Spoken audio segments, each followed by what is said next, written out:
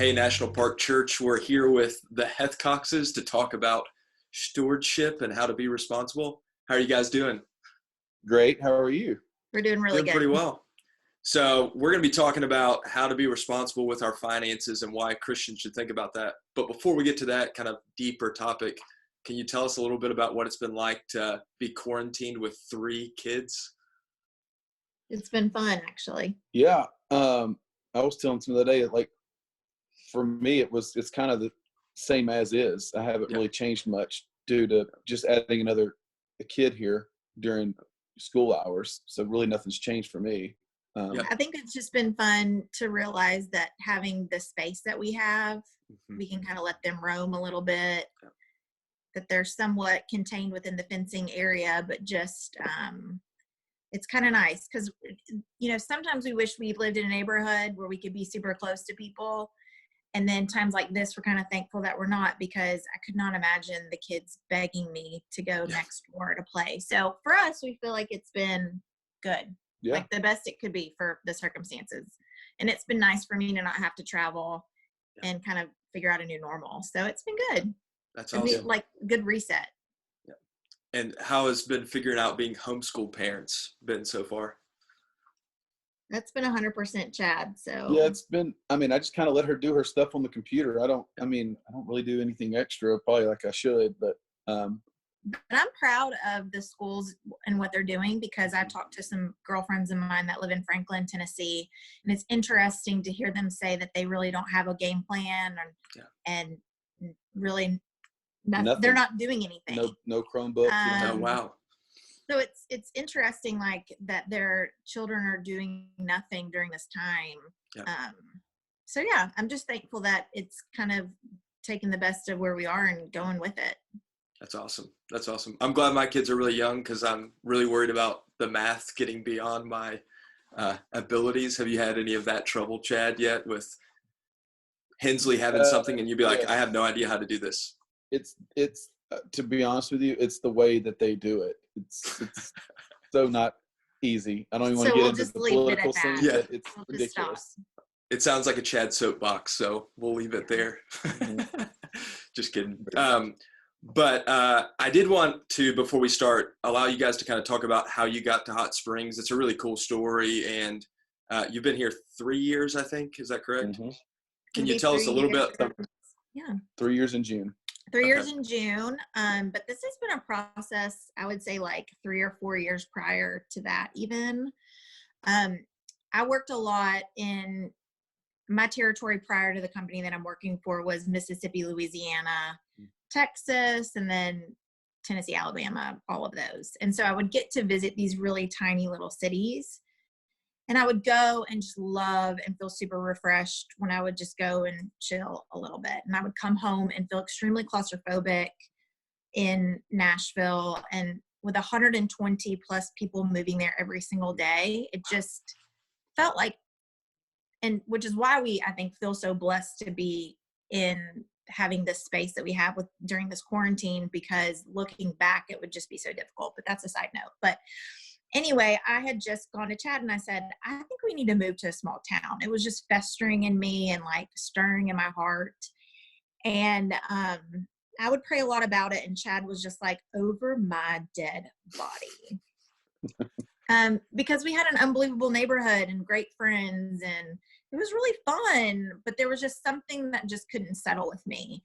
And so the real thing was, how do we get to Hot Springs? I prayed a lot about it, and I just prayed that the Lord would either change my heart or change his, because I didn't know how we could both be living someplace that neither one of us wanted to be. Mm-hmm. And I can get at times super smart. And at this moment in time, I kind of realized, like, I know Chad needs people and he needs his best friends, and what's not going to have us move is friends. And so what can I do in order to get him to people?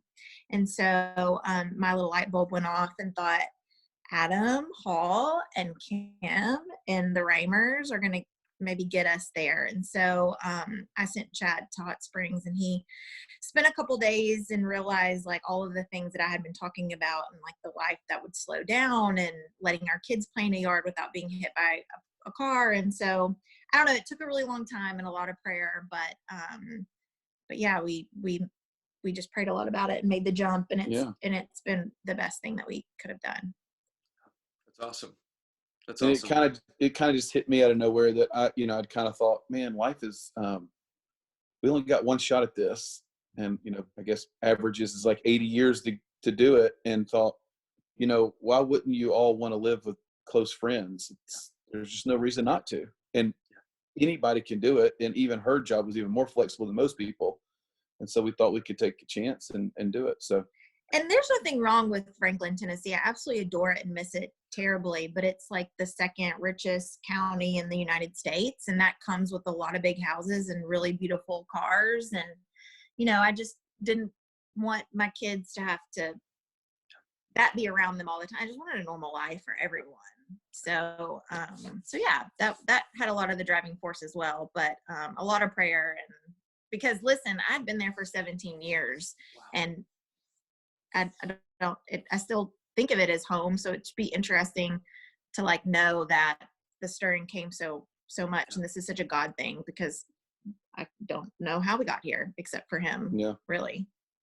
That's awesome. And what's really cool about you guys being here for about 3 years now is when Kara and I got here and we got to know you guys, it felt like y'all were completely plugged in. Like if you were to ask me just off of our impressions of y'all's integration into the national park community, it would have been like, oh, the Hethcoxes have been here for years. So it says a lot about you guys and y'all's way to immerse yourself in. I mean, Chad went on our interview weekend, was our Family Feud host for the game that we played that night. We were all at the halls. And so it's really cool how y'all just get plugged into your community really, really quickly. So I want us to transition into our time about stewardship and specifically talking some about financial peace. Kara and I took the class that y'all led this fall on financial peace, the Dave Ramsey class. And for us, we were complete beginners. Like we didn't budget really. We just kind of were, oh, Amazon, we really like that, click, that kind of mentality. And so this was a new world that y'all invited us into. So can you tell us a little bit about what financial peace is and then how you guys got plugged into leading that and how that's influenced y'all's life? Mm-hmm. Yeah. Well, in a quick summary, what financial peace is, it's a program by Dave Ramsey. And it's based on just basically these 7 baby steps that you follow.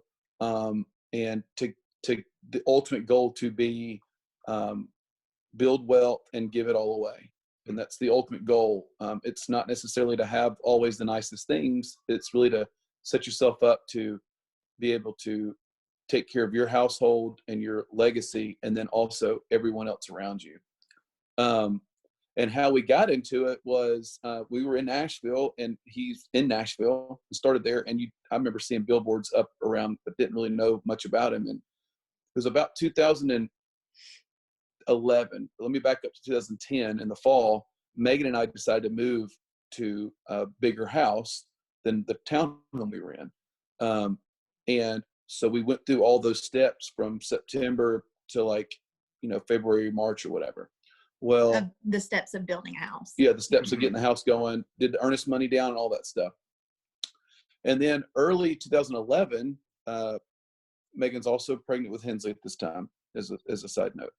Early 2011, my work, Healthways, was offering they were doing a pilot thing for us, and they offered about 60 of us a financial peace course from Dave Ramsey at work. And what we did was we would watch the videos at home with your spouse or by yourself if you didn't have a spouse. And then every week we would come back and talk through the workbook together without your significant other, but we would go through all the stuff. And before we had watched this video, we had on our own, not on our own, it could have been a God thing, probably was a God thing, had decided that we were not going to have credit cards. We wanted to pay those off before we got engaged. And we had already started paying our cards off and had those paid off. So really at this time, we didn't have any debt. We weren't all the way there, but we didn't have any debt. So we took the class, and Megan was fine with taking it. She wasn't reluctant, but she was just kind of like, yeah, this is interesting stuff. It's cool. And she loved hearing him talk. And next thing you know, we're in the class and we learn about a home equity line of credit. And to back up for that, when we were signing our paperwork to do this house we were building, the finance guy who met with us was basically asking us, what can our payment be for us to afford to be in that house? Not really, can we afford that payment, but what's the number to get to? Yeah. So we told him, here's the number. This is a good number for us. And he worked. He's like, I can get you that house, that number. This would be great. Well, Megan's mom, my mother-in-law, who's a CPA, was looking over our forms just to make sure everything was fine, and said, you have a second mortgage on here. And we were like, well, what do you mean? She was like, there's a second line item that's second mortgage. And by the way, it's due in full in 5 years. For $40,000. Oh. And we didn't know anything about home equity line of credits. We didn't ever say, nobody ever said we're getting a home equity line of credit. Or that we would only be paying interest only. So For 5 come years, 5 years, it would be $40,000. But no financial education for us at all. Yep. This, except her mom said we have this. So the class we were taking, we started looking this up, and lo and behold, it was correct. And in the class, it says, if it's less than half of your annual income, pay it off as a debt. If it's more than that, you can put it to the mortgage debt snowball, which is, you'll learn that when you take the class. So we aggressively started paying it off. Well, and to back up a little bit, when we first moved into the house, we could afford to purchase the house with a home equity line of credit, but we couldn't afford to buy a refrigerator to go into the house. So then we immediately went out and got a credit card to get the $3,000 super duper awesome refrigerator.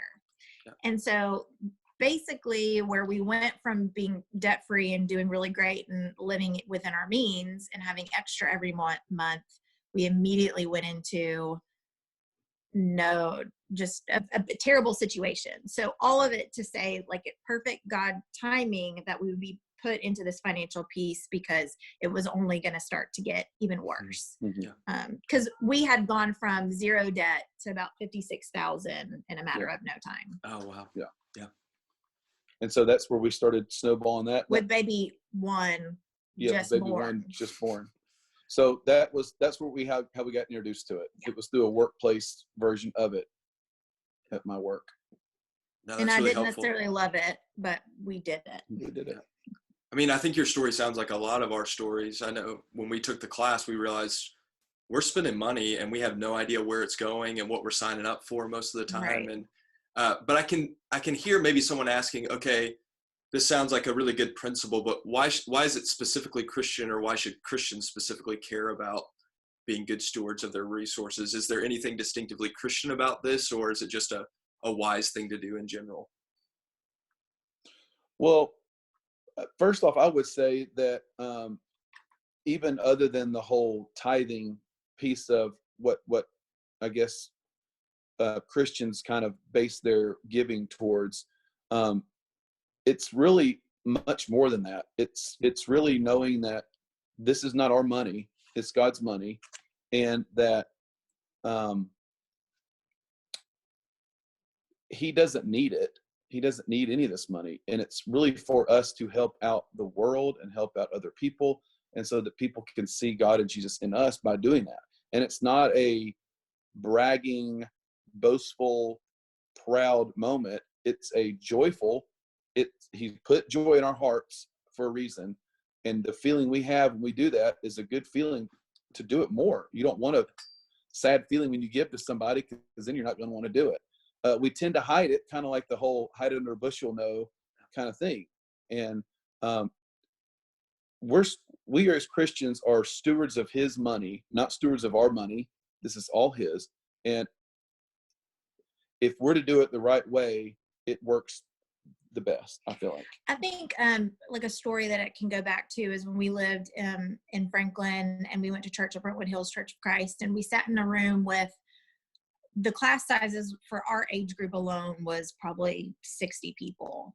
And one of the couples that was in there, they had just had a baby and he had lost his job. And he stood up and started crying and saying that people had put a wad of money in his mailbox. And I know that Chad and I did not contribute to that. And to be honest, we didn't even know about it. But I just remember thinking to myself, I can't wait for the day that I can actually give to somebody to change their life. And he's crying and saying, I know that God showed up that day. And he didn't say, thank you, Dr. Such and such, for that. It was a God showed up for him in that mailbox with some money when he lost his job and had that baby. And I just think for us, we wanted to be able to spread that joy, to see that joy that he had on his face. And so for us to get into a better financial situation in order to be able to do that was such a big goal. I think us as Christians, or people in general, the United States, 40% can't afford an unexpected $1,000 expense. How can we spread joy and love and help people in time of need? You know, we're going through this COVID-19 situation where people are being laid off, and really, truth be told, everybody's in a financial situation of the unknown.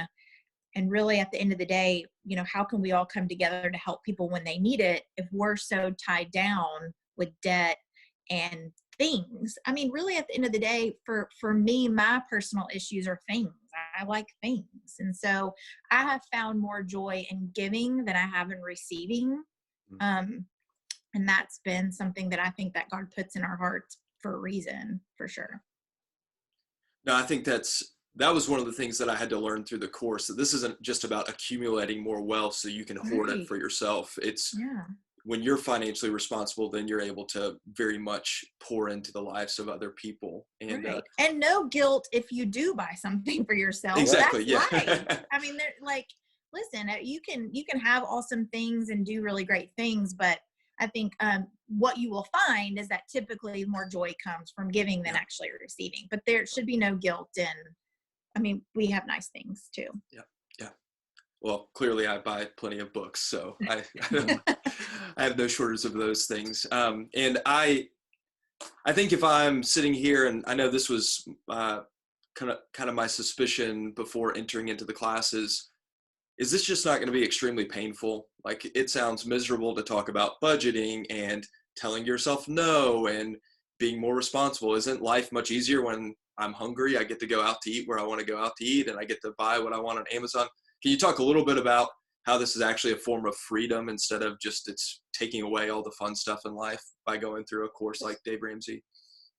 I just want to first say, I think it has to be said that yes, all of those awful feelings will be felt for sure. I don't want to sugarcoat this, but I will say the type of freedom that comes after is something that cannot be explained. It's almost like you go through the pain in order to feel the joy. And that was like, us paying that amount of money off was difficult, and in 18 months was impossible. Like, I mean, really, we barely had enough money to pay our bills. I don't know how we paid that amount of money off in 18 months, but I think the point of that really was the fact that God started to bless us because he knew that we were starting to be better stewards of our money and being a lot more intentional. That's not the question that you asked, so I apologize. But yeah, I would just say it's super duper duper hard, and I wouldn't want to sugarcoat that. But man, like, thinking about the situation that we're in right now, like, there's no freedom, like, understanding that we're not all immune to financial ruin, even through crazy viruses and things of this nature. But it has definitely allowed us to sleep a little bit better at night, knowing that we have settled up on things better than where we have been in the past. Yeah, and I would even say she's right. It's kind of like running a marathon or training to run a marathon or losing weight. You got to start first off, and it's not going to be easy, and you're going to have difficult times and learn from those. But really, what's wild about you saying it's actually a freedom is when we would do our first budget or first two budgets, we would look. This whole kind of started with Meghan also saying, how come we make this much money together, and when I say we're going to go do something, you're like, well, we don't have money right now. Well, because we spent it somehow through those 2 weeks or month. And when we did the budget, the first 2 months, as probably even when you see it, we're blessed. We would see a number at the bottom that's a positive. We have this much money left over each month. Wow, we can do so much more stuff if we just put a name to it. It's not like it's telling you you're not allowed to spend your surplus or your extra money. It's saying, hey, just put a name to it. So when you spend it, you don't worry about it. If I give her $100 to go get shoes or something, and she goes and gets them, there's no weird feeling. Before, it kind of felt sneaky when I would do something, or she just, not that we were being sneaky, it's just like, we're just going to go spend money and do it. And then you kind of felt bad. Now we're like, hey, here's what we're going to do. I'm going to go spend it and do that. So there is a major freedom in it. It is not keeping you back, I'll say. No, and it's like just deciding what opportunity versus a different opportunity. Like Opportunity cost. Yeah. Opportunity cost. I mean, at the end of the day, like for me, I was like, how do we make all this money and have nothing left? And I just want to buy some dining room chairs from a new house. And he'd be like, we got no money, you know? And it's just because we were out spending it on food and everything else. So it's just interesting. I mean, it's just whatever it is that you want to do with it. And, you know, as we've gotten better with it, has turned more into more of the giving than it was in the original. The original became more of what more can we buy, or what, you know, whatever. And now it's kind of turned a different direction. I mean, listen, I'd love to have some new bathrooms. I've been wanting those for 3 years. But I don't know, we found other things that we've just really wanted to do more with. And so, I don't know, it's a good feeling. Yeah. Yeah. To feel like you can make a difference. Yeah. That's what we found, is that it was less of, oh, it's telling us what we can't do, but it's actually having some control over what we are spending it. So and when you're just spending and saying, oh yeah, I bought this and I did this, you have that end of the month of, there's no reason we should be spending more than we make, or in the financial situation we're in. But the only reason was because there was no intentionality in it. But you're right. Like at the beginning, I was fighting Kara. I don't need to act like it's in the past. I still fight Kara on this. Like, but let's just go out to eat. Who cares? It's just a little bit of money. Don't worry about it. But when you discipline yourself, it actually gives you a kind of control. And Chad, I thought that was a great point of, you then don't feel bad about participating in it because you set aside the money to do that. And so I think that's really, really helpful. So can you guys speak a little bit to the question of, how do I begin? And you guys have no idea how much we're in debt and like where we're behind the 8 ball. Like, could you give a word of encouragement to those people that are listening and go, that's great, but I don't probably make as much as you guys do. And we have a lot of debt piled up and we don't even know where to begin. We feel like we're drowning in this. Do you have a word of encouragement to people that might be in that situation?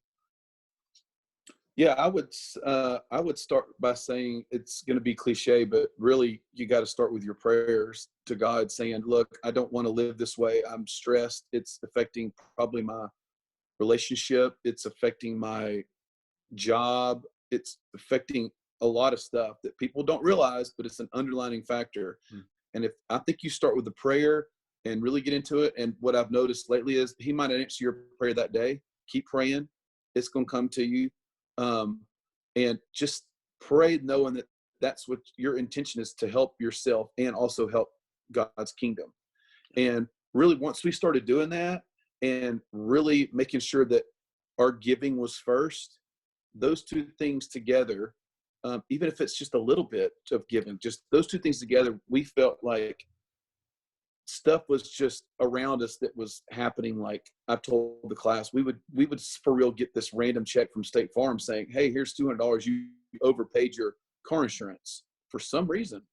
And it would just happen to be that we need $200 to help do something. And those things happen. And I firmly believe that it was God doing that. And only because we had really committed and were praying about it. And yes, your income is your shovel, and the hole you're in is your hole. And that's all. Everybody's going to be different. Like I told the class, everybody's story is different. It doesn't mean we don't need to share each other's stories, because you're going to learn from everybody's story being different. But you just really got to start it. It's kind of like I told her last night. It's like, if you want to lose weight, it's a very hard thing to do. Yeah. And you got to start. You just got to eat the elephant one bite at a time.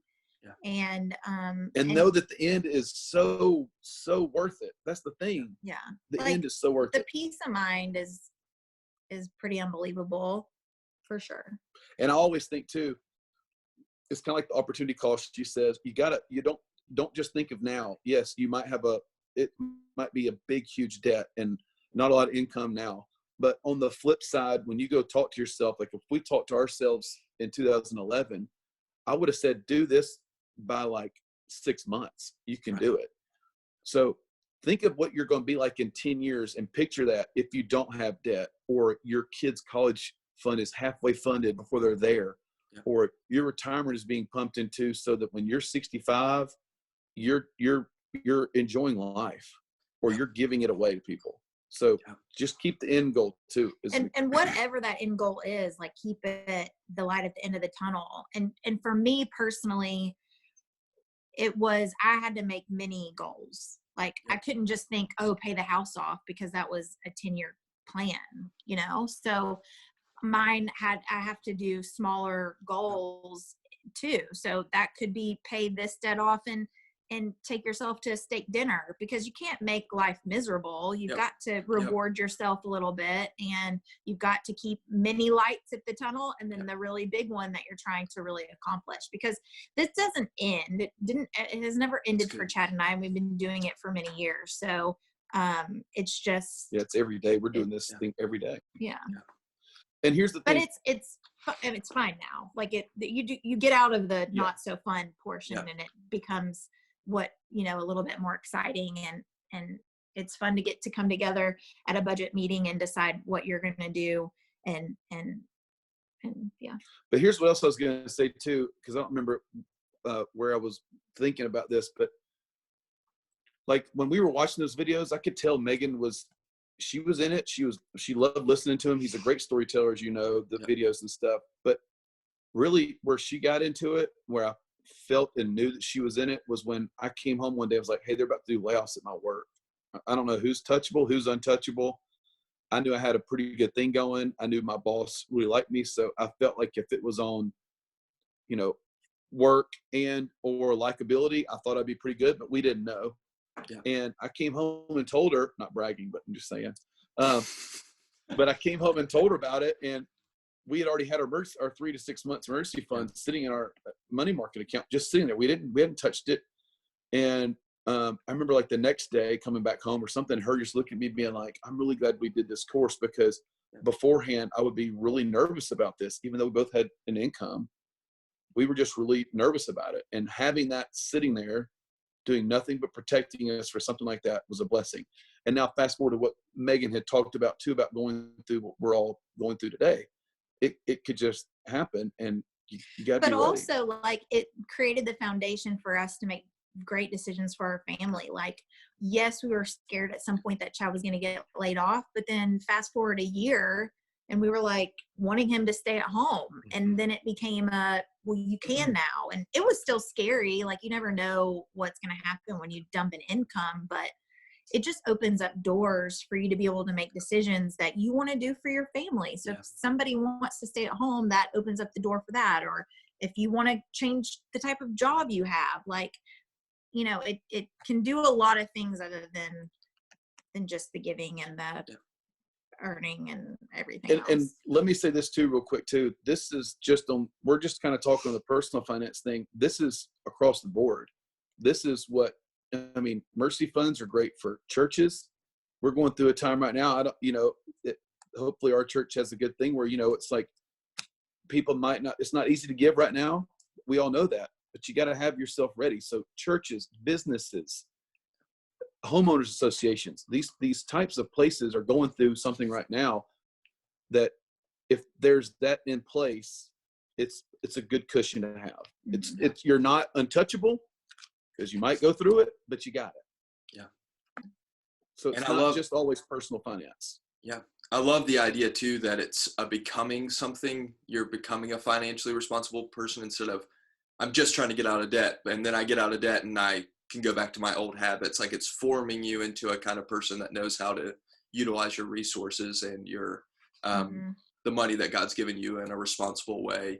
Whether you are out of debt, if you're in debt, in whatever circumstances, the goal is to become something rather than, if I can just get through these steps, then I can go back to normal. Like, you're never going to go back to normal because it changed you to think about money differently and how to utilize it differently. And I want to, as we close, I want to give you all an opportunity to to share just a little bit more about the giving piece, because I know when we were going through it, y'all were like, all right, the first few videos, they're good and they're foundational, but I can't wait till you get to the last one, because the last one's where it really matters. Can you tell us why this is so exciting and why you thought the final video kind of captures the whole point of being willing to go through some of the difficult times of budgeting and becoming financially responsible?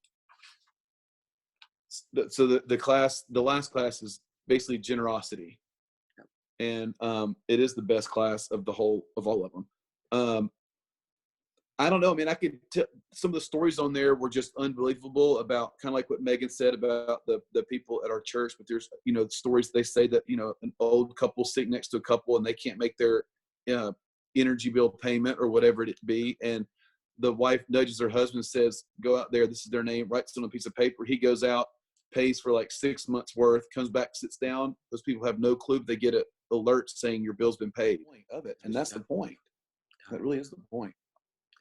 I love, and I think it's a perfect thing to end on, is this idea that we want to be good stewards so that we can bless people, and that it's not some self-serving activity. It's a means at which we then have the freedom to see needs and to allow God to pour out his love through us to meet those needs. And I think that's a beautiful description of what that can tangibly look like. Y'all mind if I close us out in prayer?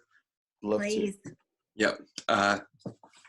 God, we thank you for allowing us to have this conversation, and we really want to be good stewards of the resources that you've given us, and we want to be able to share your love in all facets of our life. Thank you for Chad and Meghan and their honesty and their willingness to help us think about how to use our money and our resources in very responsible and beneficial ways. We thank you for their ministry as they work through financial peace, and also just the ways in which they live their lives. We're so thankful for NPC, and it's in your son's name we pray. Amen. Thank you guys for joining us. And National Park Church, we're going to be producing more of these, and we love you guys and we miss you. And do y'all have any prediction on when we'll be back together? I say September. Beginning of June. Okay, I like Chad's prediction better than September. Yeah. Beginning of June. I don't want to be Debbie Downer, but they think the biggest surge is going to come middle of May. Oh, no. They always say there's a surge. Okay. There's always a surge. We can't have any more bad news. We're going to go with June is when we're going to be back together. June, hopefully. Summertime. Get your beach balls ready, Get everybody. your bathing suit ready. while you're in the house. All right. Love you guys. Thank y'all so much. Thank Love you too. you. Bye-bye.